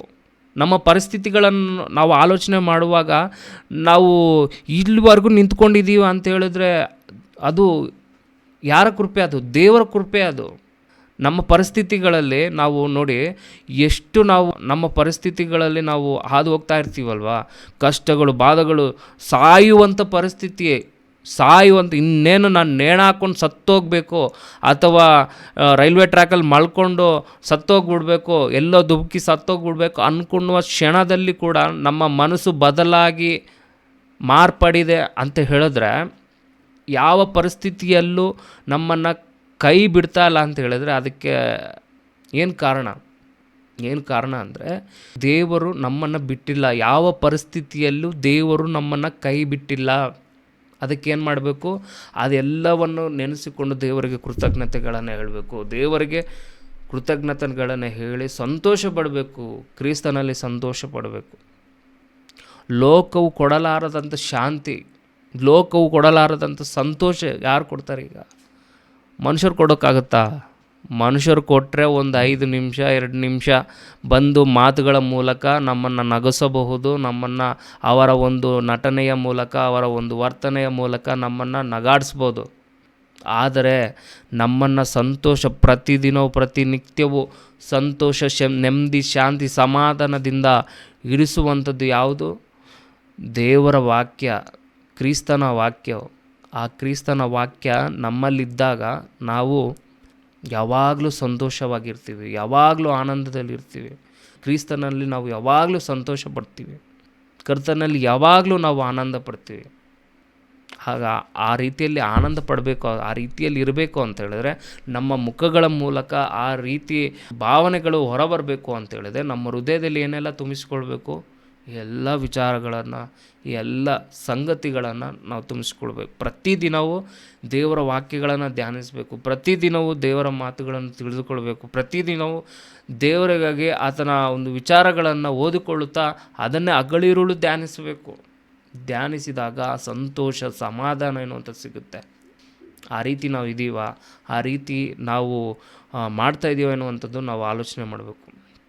ಆ ರೀತಿ ಮಾಡದೆ ನಾವು ಲೋಕದ ಬಗ್ಗೆ, ಲೋಕದ ಆಲೋಚನೆ ಬಗ್ಗೆ, ಲೋಕದ ವಿಚಾರಗಳ ಬಗ್ಗೆ ನಾವು ಆಲೋಚನೆ ಮಾಡ್ಕೊಂಡು ಇದ್ದೀವಿ ಅಂತ ಹೇಳಿದ್ರೆ ನಾವು ಕ್ರಿಸ್ತನನ್ನು ನಂಬಿಕೊಂಡು ದೇವರನ್ನು ನಂಬಿಕೊಂಡಿದ್ದೇವೆ ಅನ್ನೋದಕ್ಕೆ ಅದು ವ್ಯರ್ಥ. ಕ್ರಿಸ್ತನನ್ನು ನಂಬಿಕೊಂಡು ನಾವು ಚಿಂತೆ ಮಾಡ್ತಿದ್ದೀವಿ ಅಂತ ಹೇಳಿದ್ರೆ ಅದು ನಾವು ನಂಬಿದ್ದೇವೆ ಅನ್ನೋದಕ್ಕೆ ನಾವು ನಾಚಿಕೆ ಪಡಬೇಕು. ಏನಕ್ಕಂದರೆ ಒಂದು ಮಾತಿದೆ, ಏನಂತ ಹೇಳಿದ್ರೆ ಪೇತ್ರನ ಬರೆದ ಮೊದಲನೇ ಪತ್ರಿಕೆ 5ನೇ ಅಧ್ಯಾಯ 7ನೇ ವಚನ, ನಿಮ್ಮ ಎಲ್ಲ ಚಿಂತಾಭಾರವನ್ನು ಆತನ ಮೇಲೆ ಹಾಕಿರಿ, ಆತನು ನಿಮ್ಮ ವಿಷಯವಾಗಿ ಚಿಂತಿಸುತ್ತಾನೆ. ಎಲ್ಲ ವಿಚಾರಗಳಿಗಾಗಿ, ಎಲ್ಲ ಸಂಗತಿಗಳಿಗಾಗಿ ನಮ್ಮ ಎಲ್ಲ ಚಿಂತಾಭಾರವನ್ನು ಯಾರ ಮೇಲೆ ಹಾಕಬೇಕು? ಆತನ ಮೇಲೆ ಹಾಕಬೇಕು. ಆತನ ಮೇಲೆ ಹಾಕಿ ನಾವು ಸುಮ್ಮನೆ ಇರಬೇಕಾ? ಎಲ್ಲ ಭಾರವನ್ನು ತೆಗೆದುಕೊಂಡು ಆತನ ಮೇಲೆ ಹಾಕ್ಬಿಟ್ಟು ನಾವೇನು ಮಾಡಬೇಕು? ಆತನ ಮೇಲೆ ಭಾರ ಓಡಿಸ್ಬಿಟ್ಟು ನಾವು ನೆಮ್ಮದಿಯಾಗಿ ಇದ್ದರೆ ಆಗೋಗ್ಬಿಡುತ್ತಾ? ಏನು ಮಾಡಬೇಕು? ನೆಮ್ಮದಿಯಾಗಿ ಇರಬೇಕು ಅಂತ ಹೇಳಿದ್ರೆ ನಾವು ಆತನಿಗಾಗಿ ಆಲೋಚನೆ ಮಾಡಬೇಕು. ನಮ್ಮ ಮೇಲೆ ಎಷ್ಟೇ ಭಾರ ಇರಲಿ, ಎಷ್ಟೇ ಪ್ರೆಷರ್ ಇರಲಿ, ನಾವು ನಮ್ಮ ಆಲೋಚನೆಯೆಲ್ಲ, ಚಿಂತಾಭಾರವನ್ನೆಲ್ಲ ಆತನ ಮೇಲೆ ಹಾಕಿ ಆತನ ವಿಷಯವಾಗಿ ನಾವು ಆಲೋಚನೆ ಮಾಡಿ ಆತನ ಕಾರ್ಯಗಳಿಗಾಗಿ ನಾವು ಆಲೋಚನೆ ಮಾಡಿದಾಗ ನಮಗೆ ಎಷ್ಟೇ ತೊಂದರೆ ಇದ್ದರೂ, ಎಷ್ಟೇ ಪ್ರೆಷರ್ ಇದ್ದರೂ ನಾವು ಕ್ರಿಸ್ತನಲ್ಲಿ ಸಂತೋಷ ಪಡುತ್ತಾ, ಕ್ರಿಸ್ತನಲ್ಲಿ ಆನಂದ ಪಡುತ್ತಾ, ಕ್ರಿಸ್ತನಲ್ಲಿ ಉಲ್ಲಾಸ ಪಡುತ್ತಾ, ಯಾವಾಗಲೂ ಪ್ರಕಾಶಭರಿತವಾದಂಥ ಮುಖದಿಂದ ನಾವು ಇರ್ತೀವಿ. ನೋಡಿ, ನನ್ನ ತಂದೆಯ ಮುಖವನ್ನು ನೋಡಿ ಹೇಗಿರುತ್ತೆ, ನನ್ನ ಮುಖವು ನನ್ನ ತಮ್ಮನ ಮುಖವು ನೋಡಿ ಹೇಗಿರುತ್ತೆ. ತುಂಬ ವ್ಯತ್ಯಾಸ ಎನ್ನುವಂಥದ್ದು ಕಾಣಬಹುದು. ಒಂದು ಕುಟುಂಬದಲ್ಲಿರುವಂಥ ನಮ್ಮ ವಿಚಾರವನ್ನು ಸುಮ್ಮನೆ ಆಲೋಚನೆ ಮಾಡುವಾಗ ನಮ್ಮ ತಂದೆ ತುಂಬ ಗ್ಲೋ ಹೊಡಿತಾ ಇರ್ತಾರೆ. ಯಾಕೆ ಆ ರೀತಿ ಇರ್ತಾರೆ ಅಂದರೆ ಅವರು ಯಾವಾಗಲೂ ಧ್ಯಾನದಲ್ಲಿರ್ತಾರೆ, ಯಾವಾಗಲೂ ಧ್ಯಾನದಲ್ಲೇ. ಎದ್ದಾಗ ಧ್ಯಾನ, ಪ್ರಿಪೇರ್ ಆಗ್ತಿರ್ತಾರೆ, ಓದ್ತಾ ಇರ್ತಾರೆ. ರಾತ್ರಿ 12 ಗಂಟೆ ಆದರೂ, 2 ಗಂಟೆ ಆದರೂ, 3 ಗಂಟೆ ಆದರೂ ಕೂತ್ಕೊಂಡು ಆಲೋಚನೆ ಮಾಡ್ತಿರ್ತಾರೆ. ಅವು ಇವು ಎಲ್ಲವನ್ನು ಪರಿಶೀಲನೆ ಮಾಡ್ತಿರ್ತಾರೆ. ಯಾವುದೇ ಬೇರೆ ಆಲೋಚನೆ ಇಲ್ಲದೆ ಯಾವಾಗಲೂ ಧ್ಯಾನಿಸ್ತಾ ಇರ್ತಾರೆ, ಯಾವಾಗಲೂ ಓದ್ತಾ ಇರ್ತಾರೆ. ಅಂದರೆ ಅವರ ಮುಖವನ್ನು ನೋಡಿದಾಗ ಹೇಗಿದೆ? ಒಂದು ರೀತಿಯಾಗಿ ಪ್ರಕಾಶವಂತವಾಗಿ ಕಾಣಿಸುತ್ತೆ. ಏನೋ ನಾನು ನಮ್ಮ ತಂದೆ ಅಂತೇಳಿ ಡಬ್ಬ ಹೊಡ್ಕೊಳ್ತಾ ಇಲ್ಲ, ಹೇಳ್ತಾ ಇದ್ದೀನಿ ನೀವು ಯಾವ ರೀತಿ ಅಂತ. ಅಂದರೆ ಅಪ್ಲೈ ಮಾಡಿಕೊಂಡು ನೋಡಿದಾಗ ಹೌದಲ್ವಾ, ನಿಜ ಅಲ್ವಾ ಅಂತೇಳಿ. ಅಂದರೆ ದೇವರಲ್ಲಿ ಇದ್ದಾಗ, ಸಂಪೂರ್ಣವಾಗಿ ಆತನ ಮೇಲೆ ಭರವಸೆ, ಆತನ ಮೇಲೆ ನಂಬಿಕೆ ಇದ್ದಾಗ ಮುಖ ಎನ್ನುವಂಥದ್ದು ಆನಂದವಾಗುತ್ತೆ, ಮುಖ ಎನ್ನುವಂಥದ್ದು ಪ್ರಕಾಶವಾಗಿ ಹೊಳಿತಾ ಇರುತ್ತೆ. ಆ ರೀತಿ ಇರಬೇಕು ಅಂದರೆ ಪ್ರತಿದಿನವೂ ಯಾವಾಗಲೂ ಧ್ಯಾನದಲ್ಲಿರಬೇಕು, ದೇವರ ಧ್ಯಾನದಲ್ಲಿರಬೇಕು. ಆ ರೀತಿಯಲ್ಲಿದ್ದಾಗ ಖಂಡಿತವಾಗಲಿ ದೇವರು ಯಾವುದೇ ಕಾರಣಕ್ಕೂ ಎಂಥ ಪರಿಸ್ಥಿತಿ ಬಂದರೂ ದೇವರು ನಮ್ಮನ್ನು ಕೈ ಬಿಡೋದಿಲ್ಲ. ದೇವರು ನಮ್ಮ ಜೊತೆಯಲ್ಲೇ ಇರ್ತಾರೆ. ಮನುಷ್ಯರು ನಮ್ಮನ್ನು ಮೋಸ ಮಾಡ್ಬೋದು, ಮನುಷ್ಯರು ನಮ್ಮನ್ನು ಹಾಗೆ ಮಾಡ್ಬೋದು, ಆದರೆ ದೇವರು ಯಾವತ್ತೂ ಕೈ ಬಿಡೋದಿಲ್ಲ. ಮನುಷ್ಯರು ನಮ್ಮ ಮುಂದೆ ಅವರ ಮನಸ್ಸಿನೊಳಗೆ ಒಂದು, ಮುಖದಲ್ಲಿ ಒಂದು ತೋರಿಸಬಹುದು, ಆದರೆ ದೇವರು ಎಲ್ಲವನ್ನು ಅಬ್ಸರ್ವ್ ಮಾಡ್ತಾರೆ, ಎಲ್ಲವನ್ನು ನೋಡ್ತಾರೆ. ಮನುಷ್ಯರನ್ನು ನೋಡಿ ನಾವು ಮೋಸ ಹೋಗ್ಬೋದು, ಆದರೆ ದೇವರ ಮುಂದೆ ದೇವರನ್ನು ಮೋಸ ಮಾಡೋದಕ್ಕೆ ಯಾರಿಂದಲೂ ಆಗೋದಿಲ್ಲ. ಎಲ್ಲ ಪರಿಸ್ಥಿತಿಗಳಲ್ಲೂ ದೇವರು ನಮ್ಮ ಜೊತೆ ಇರ್ತಾರೆ. ದೇವರು ನಮ್ಮ ಜೊತೆ ಇರಬೇಕು ಅಂತ ಹೇಳಿದ್ರೆ, ನಮ್ಮನ್ನು ಕಾಪಾಡಬೇಕು ಅಂತ ಹೇಳಿದ್ರೆ ಸಂಪೂರ್ಣವಾದಂಥ ನಂಬಿಕೆ, ಸಂಪೂರ್ಣವಾದಂಥ ಭರವಸೆ ದೇವರ ಮೇಲೆ ಇರಬೇಕು. ಆ ರೀತಿಯಲ್ಲಿದ್ದಾಗ ನಾವು ಆತನಲ್ಲಿ ಆನಂದ ಪಡುತ್ತಾ, ಆತನಲ್ಲಿ ಸಂತೋಷ ಪಡುತ್ತಾ ಯಾವಾಗಲೂ ಅಪ್ಪಿಕೊಂಡು ದೇವರಲ್ಲಿ ಇರ್ತೀವಿ. ಆಗಿರೋದ್ರಿಂದ ಪ್ರತಿಯೊಬ್ಬರು ಕೂಡ ನಿಮ್ಮನ್ನು ನೀವು ಪರಿಶೀಲನೆ ಮಾಡ್ಕೊಳ್ಳಿ. ಯಾವ ರೀತಿ ಇದೆ ನಮ್ಮ ಮುಖಗಳು, ಯಾವ ರೀತಿ ಇದೆ ನಮ್ಮ ಮುಖಗಳು? ಆಲೋಚನೆ ಮಾಡಿ ಚಿಂತೆಯಲ್ಲಿ ಬಿದ್ದು ಚಿಂತೆ ಮಾಡಿ ಮಾಡಿ ಮಾಡಿ ನಮ್ಮ ಮುಖಗಳು ಯಾವ ರೀತಿ ಆಗಿದೆ? ಪ್ರಕಾಶವಾಗಿದೆಯಾ ಅಥವಾ ಬೆಂದೋಗಿದೆಯಾ? ಯಾವ ರೀತಿಯಲ್ಲಿದೆ ನಮ್ಮ ಮುಖಗಳು? ದೈವ ಜನರ ಮುಖಗಳು ಹೇಗಿದೆ? ವಿಶ್ವಾಸಿಗಳಾದಂಥ ನಮ್ಮ ಮುಖಗಳು ಹೇಗಿದೆ? ನಿತ್ಯವೂ ಯಾವಾಗಲೂ ಧ್ಯಾನಿಸುವಂಥ ದೈವ ಸೇವಕರ ಮುಖಗಳು ಯಾವ ರೀತಿ ಇದೆ? ಆವಾಗವಾಗ ಬಂದು ಅಣಕಿ ಹೋಗಿ, ಆವಾಗವಾಗ ಸತ್ಯವೇದವನ್ನು ಓದಿ, ಆವಾಗವಾಗ ವಾಕ್ಯಗಳನ್ನು ಕೇಳುವಂಥ ನಮ್ಮ ಮುಖಗಳು ಹೇಗಿದೆ? ಪ್ರತಿಯೊಬ್ಬರು ತಿಳಿದುಕೊಳ್ಳಿ, ಪ್ರತಿಯೊಬ್ಬರು ಆಲೋಚನೆ ಮಾಡಿಕೊಳ್ಳಿ. ನಾವು ಒಂದು ವೇಳೆ ತದ್ವಿರುದ್ಧವಾಗಿ, ವಾಕ್ಯಕ್ಕೆ ವಿರುದ್ಧವಾಗಿದ್ದರೆ ನಮ್ಮನ್ನು ನಾವು ಸರಿಪಡಿಸಿಕೊಳ್ಳೋಣ. ನಮ್ಮನ್ನು ನಾವು ಸರಿಪಡಿಸಿಕೊಂಡು ದೇವರಲ್ಲಿ ನಾವು ಅಧಿಕವಾಗಿ ಬೆಳೆಯೋಣ. ದೇವರಲ್ಲಿ ನಾವು ಹತ್ತಿರವಾಗಿ ದೇವರಿಗೆ ಅಪ್ಪಿಕೊಂಡು ಜೀವಿಸೋಣ. ಪ್ರಿಯರೇ, ಪ್ರತಿಯೊಬ್ಬರು ನಿಮ್ಮನ್ನು ನೀವು ಆಲೋಚನೆ ಮಾಡಿಕೊಂಡು ಸರಿಪಡಿಸಿಕೊಳ್ತೀರ ಅಂತ ನಂಬ್ತಾ ಇದ್ದೇನೆ. ಎಲ್ಲರೂ ತಲೆ ಬಾಗಿಸಿದ್ದಾದರೆ ಚಿಕ್ಕದಾಗಿ ಪ್ರಾರ್ಥನೆ ಮಾಡಿಕೊಂಡು ಮುಗಿಸ್ತೀನಿ. ಪ್ರಿಯರೇ, ನಮ್ಮನ್ನು ಬಹಳವಾಗಿ ಪ್ರೀತಿಸುವ ಪ್ರೀತಿಯ ತಂದೆಯೇ, ನಿಮ್ಮ ಉನ್ನತವಾದ ಶ್ರೇಷ್ಠವಾದ ನಾಮಕ್ಕೆ ವಂದನೆಗಳು, ಸ್ತೋತ್ರಗಳು ತಂದೆ. ಮುಖಲಕ್ಷಣವು ಅವರ ಮನಸ್ಸನ್ನು ತಿಳಿಸುತ್ತೆ ಅಂತ ಹೇಳಿ ತಂದೆ, ನೀವು ತಂದೆ ನಾವು ಹುಟ್ಟೋದಕ್ಕಿಂತ ಮುಂಚೆ ತಂದೆ ಈ ಸೃಷ್ಟಿ ಎಲ್ಲವೂ ನಿರ್ಮಾಣ ಆಗೋದಕ್ಕಿಂತ ಮುಂಚೆ ಎಲ್ಲವನ್ನು ಅರಿತಂಥ ದೇವರು ನೀವು ತಂದೆ. ಮನುಷ್ಯರ ಒಂದು ಭಾವನೆಗಳನ್ನು, ಮನುಷ್ಯರ ಒಂದು ಲಕ್ಷಣಗಳನ್ನು ತಿಳಿದಂಥ ನೀವು ಎಲ್ಲವನ್ನು ತಂದೆ ನಮಗೆ ಬೇಕಾದಂಥ ವಿಚಾರಗಳನ್ನು ನೀವು ಬರೆಸಿಕೊಡ್ತಿದ್ದೀರ. ನಿಮಗೆ ವಂದನೆಗಳು, ಸ್ತೋತ್ರಗಳು ತಂದೆ. ನಿಮ್ಮ ಮಾತುಗಳನ್ನು ಧ್ಯಾನಿಸುವಾಗ, ನಿಮ್ಮ ಮಾತುಗಳನ್ನು ತಿಳಿದುಕೊಳ್ಳುವಾಗ ನಮಗೆ ಸಂತೋಷವಾಗುತ್ತೆ, ಆನಂದವಾಗುತ್ತೆ ತಂದೆ. ಇಂಥ ಆನಂದವನ್ನು ನಮಗೆ ನಿತ್ಯವೂ ನಾವು ಅನುಭವಿಸುವುದಕ್ಕೆ ಸಹಾಯ ಮಾಡಿ. ನಿಮ್ಮ ವಾಕ್ಯಗಳನ್ನು ಪ್ರತಿದಿನವೂ ನಾವು ಧ್ಯಾನಿಸಬೇಕು, ಪ್ರತಿದಿನವೂ ಓದಬೇಕು ತಂದೆ. ನಮಗೆ ಸಹಾಯ ಮಾಡಿ, ಬಲಪಡಿಸಿ, ಆತ್ಮೀಯದಲ್ಲಿ ಇನ್ನೂ ಆತ್ಮಿಕವಾಗಿ ಇನ್ನೂ ಅಧಿಕವಾಗಿ ನಾವು ಬೆಳೆಯೋದಕ್ಕೆ ಕೃಪೆ ತೋರಿಸಿ ತಂದೆ. ಕೇಳಿದಂಥ ಪ್ರತಿಯೊಬ್ಬರೂ ಕೂಡ ತಂದೆ ಅದನ್ನು ಅರ್ಥೈಸಿಕೊಂಡು ಆ ಮಾತುಗಳ ಹಾಗೆ ಆ ವಿಚಾರಗಳನ್ನು ಆಲೋಚನೆ ಮಾಡಿ ಆ ರೀತಿಯಾಗಿ ಜೀವಿಸುವುದಕ್ಕೆ ಸಹಾಯ ಮಾಡಿ ಕೃಪೆ ತೋರಿಸಿ ತಂದೆಯವರು. ತಂದೆ ಸುವಾರ್ತೆ ನಿಮಿತ್ತವಾಗಿ, ಆತ್ಮಗಳನ್ನು ಬಲಪಡಿಸುವ ನಿಮಿತ್ತವಾಗಿ ತಂದೆ ಗೋವಾಕ್ಕೂ ಹಾಗೂ ಹುಬ್ಳಿಗೆ ಹೋಗಿದ್ದಾರೆ ತಂದೆ. ಅವರ ಒಂದು ಪ್ರಯಾಣದಲ್ಲಿ ಜೊತೆಯಾಗಿದ್ದು ನಡೆಸಿ ಕ್ಷೇಮವಾಗಿ ಹಿಂತಿರುಗಿ ಬರುವುದಕ್ಕೆ ಸಹಾಯ ಮಾಡಿ. ಈ ಕಾರ್ಯಕ್ರಮವನ್ನು ಪ್ರತಿದಿನವೂ ತಂದೆ ಸಮಯಕ್ಕೆ ನಡೆಸುತ್ತಿರುವಂಥ ನಿಮ್ಮ ಮಕ್ಕಳಿಗಾಗಿ ಪ್ರಾರ್ಥಿಸ್ತಾ ಇದ್ದೀನಿ. ರೇಖಾಂಡಿಗಳಿಗಾಗಿ ಪ್ರಾರ್ಥಿಸ್ತಾ ಇದ್ದೀನಿ, ದೀಕ್ಷಿತ್ಗಾಗಿ ಪ್ರಾರ್ಥಿಸ್ತಾ ಇದ್ದೀನಿ ತಂದೆ. ಅವರ ಕೆಲಸಗಳಲ್ಲಿ, ಅವರ ಒಂದು ಕಾರ್ಯಗಳಲ್ಲಿ ನೀವು ಜೊತೆಯಾಗಿದ್ದು ನಡೆಸಿ ಅವರನ್ನು ಇನ್ನೂ ಹೆಚ್ಚಾಗಿ ಬಲಪಡಿಸಿ, ಆತ್ಮೀಯಲ್ಲಿ ಇನ್ನೂ ಅಧಿಕವಾಗಿ ಬೆಳೆಸಿ ತಂದೆ. ಅನೇಕರಿಗೆ ಮಾದರಿಯಾಗಿ ಇರುವುದಕ್ಕೆ ಸಹಾಯ ಮಾಡಿ ತಂದೆ. ಅನಾರೋಗ್ಯದಿಂದ ಯಾರ್ಯಾರು ತಂದೆ ಬಾಧೆ ಪಡ್ತಿದ್ದಾರೋ ಅವರೆಲ್ಲರಿಗೋಸ್ಕರನೂ ಪ್ರಾರ್ಥಿಸ್ತಾ ಇದ್ದೀನಿ. ಅವರನ್ನು ಬಲಪಡಿಸಿ ತಂದೆ, ನಿಮ್ಮಲ್ಲಿ ಅಧಿಕವಾಗಿ ನಂಬಿಕೆಯನ್ನು ಇಟ್ಟು ತಂದೆ, ದೃಢವಾದ ಬಲವಾದ ಮನಸ್ಸನ್ನು ಮಾಡಿಕೊಂಡು ತಂದೆ ನಿಮ್ಮಲ್ಲಿ ಆತ್ಮಿಕವಾಗಿ ಬೆಳೆಯುವುದಕ್ಕೆ ಸಹಾಯ ಮಾಡಿ. ಎಲ್ಲ ದೈವ ಸೇವಕರಿಗಾಗಿ ಪ್ರಾರ್ಥಿಸ್ತಾ ಇದ್ದೇನೆ.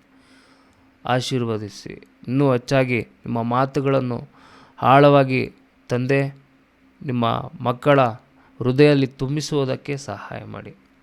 ಎಲ್ಲ ವಿಚಾರಗಳಲ್ಲಿ ಸಮಯಕ್ಕೆ ತಕ್ಕ ಹಾಗೆ ಕಾಲಕ್ಕೆ ಅನುಗುಣವಾಗಿ ನಮಗೆ ಸಹಕರಿಸ್ತಾ ಇದ್ದೀರ ತಂದೆ, ನಿಮಗೆ ವಂದನೆಗಳು, ಸ್ತೋತ್ರಗಳು. ಎಲ್ಲ ವಿಷಯಗಳಲ್ಲಿ ನಿಮಗೆ ಕೃತಜ್ಞತೆಗಳನ್ನು ಸಲ್ಲಿಸ್ತಾ ತಂದೆ, ಯೇಸು ಪರಿಶುದ್ಧಾತ್ಮರ ನಾಮದಲ್ಲಿ ಬೇಡ ಹೊಂದಿದ್ದೇನೆ ನನ್ನ ಪ್ರೀತಿಯುಳ್ಳ ತಂದೆಯೇ, ಆಮೇನ್. ಎಲ್ಲರಿಗೂ ವಂದನೆಗಳು ಪ್ರಿಯರೇ.